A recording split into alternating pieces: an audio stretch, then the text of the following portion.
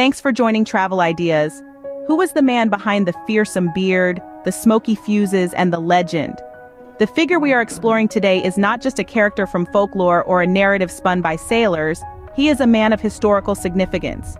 He was a man who marked his name in the annals of history with his audacious exploits and lawless adventures.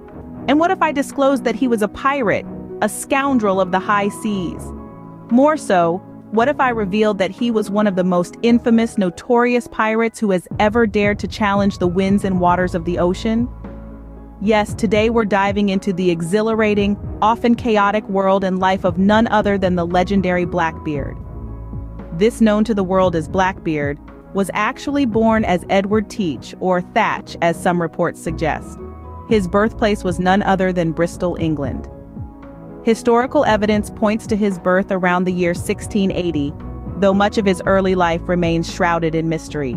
However, by the dawn of the early 1700s, Edward Teach had moved away from his birthplace and had crossed the vast expanse of the Atlantic Ocean to reach the West Indies.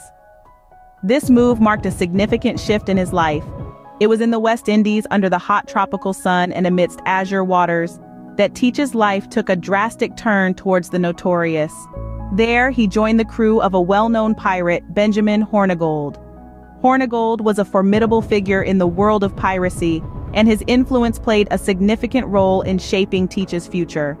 Under Hornigold's tutelage, Teach embraced the life of piracy, a life that would soon become synonymous with his name, and thus began his infamous career in piracy. Upon Hornigold's retirement, the mantle of command was passed to Teach, who took it upon himself to elevate the aura of fear surrounding his figure. He quickly established a reputation that was as fearsome and terrifying as it was intriguing.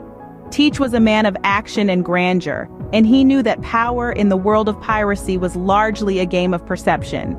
To solidify his rule, Teach undertook an audacious move. He refashioned his flagship, renaming it as Queen Anne's Revenge.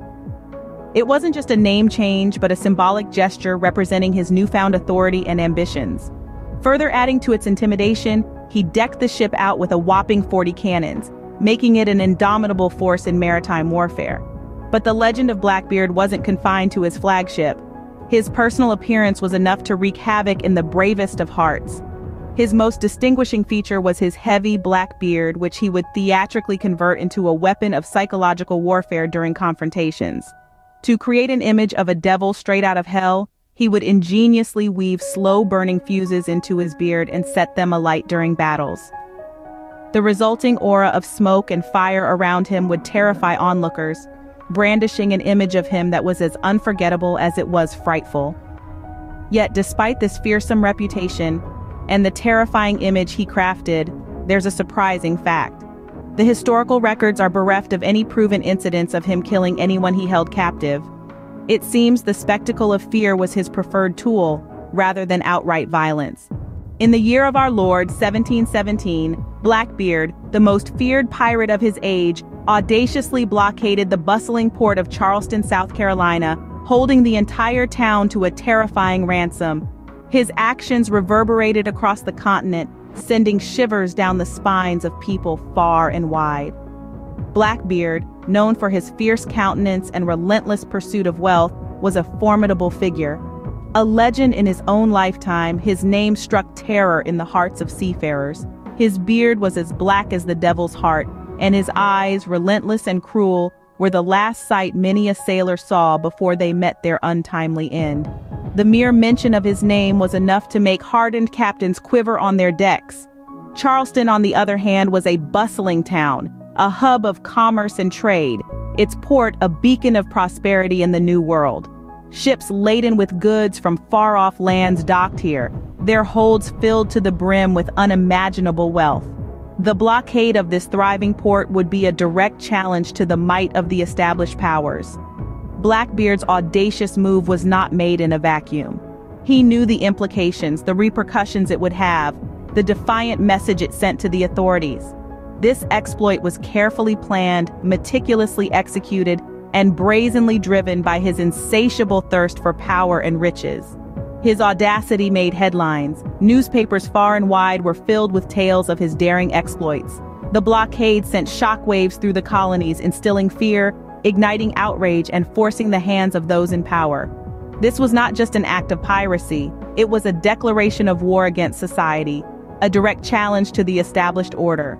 This was one of his most audacious exploits, and it was what made him a household name. It was this blockade that cemented Blackbeard's place in history as one of the most infamous pirates to have ever sailed the seven seas. In the gloomy autumn month of November of 1718, a memorable chapter unfolded in the annals of maritime history. The protagonist of our tale, Lieutenant Robert Maynard, a distinguished officer of the Royal Navy, was given a formidable task. His mission was not for the faint-hearted. It was to hunt down the notorious pirate who ruled the seas, Blackbeard. Blackbeard, the dreaded outlaw of the unforgiving seas, whose real name was Edward Teach, had ruled the waterways with an iron fist for years. He was known for his savage and brutal nature, instilling fear in the hearts of the bravest mariners. The duel between the ruthless pirate and the courageous lieutenant had been highly anticipated, echoing in the whispers of every seafarer across ocean. This task was not only a test of Maynard's prowess and tactical genius, but also a battle of two indomitable spirits. It was a spectacle that only the wildest sea could have borne witness to. The confrontation was fierce and relentless, the raging tides reflecting the intensity of the combat. With each passing moment, the duel grew more ferocious, showcasing a display of raw courage and willpower. In a turn of events that would forever change the course of piracy, Blackbeard was eventually defeated. He was killed in the heart of the battle, a defeat symbolizing the triumph of law over anarchy. His fall marked the end of an era of terror that had spanned years. His severed head, a gruesome sight indeed, was then hung from the bowsprit of Maynard's ship. This was no ordinary act, but a chilling message to the rogue pirates sailing the high seas. It served as a stark warning, a symbol of defiance that no one was above the law. Blackbeard's life was short, violent, and filled with intrigue. Born as Edward Teach in the late 17th century, the path that led him to become the notorious pirate Blackbeard complex and turbulent. He started his nautical career serving in the British Navy during Queen Anne's War. It was during these early years that he developed his knowledge of the sea and his ferocious reputation. Once the war ended, like many sailors his time, he turned to piracy as a means of survival. His reputation as Blackbeard began to grow after he captured a French merchant vessel, which he renamed Queen Anne's Revenge. His fearsome appearance only added to the growing legend. With slow-match fuses burning in his thick black beard and bandoliers of pistols across his chest, he struck fear into the hearts of those who saw him. His fierce countenance, violent tactics were used to intimidate his enemies, often preventing bloodshed and ensuring his crew's loyalty. His career as a pirate, however, lasted a mere 2 years. Despite this brief span, he to leave an indelible impact. His exploits on the high seas, his audacious acts of piracy, and his brutal end have been etched into the collective memory of mankind. His tales have inspired countless books, films, and even video games, spreading his infamy far and wide. His legacy is a testament to the enduring allure of the pirate myth. He was a man feared all who knew of him. His name alone was enough to send shivers down the spine of even the bravest sailor. His image, the fearsome pirate with the smoking beard, is instantly recognizable and continues to be the archetype of the pirate in popular culture. From Edward Teach, the son of Bristol, to Blackbeard, the terror of the seas, his story is a remarkable and compelling narrative that continues to intrigue historians and enthusiasts alike. It is a story that stretches beyond the conventional tales of piracy, encompassing a man's transformation from an ordinary son of a coastal city to an extraordinary figure that instilled terror across the vast expanse of the ocean. Edward's journey from Bristol to the tumultuous waters of the Caribbean was anything but ordinary. He embarked upon an adventure that was fueled by an insatiable thirst for treasure, and a life that was far removed from the existence he had known. Danger was an inherent component of this adventure, a constant presence that Edward embraced, turning it into an ally that enhanced his reputation. His exploits were not merely about the accumulation of wealth.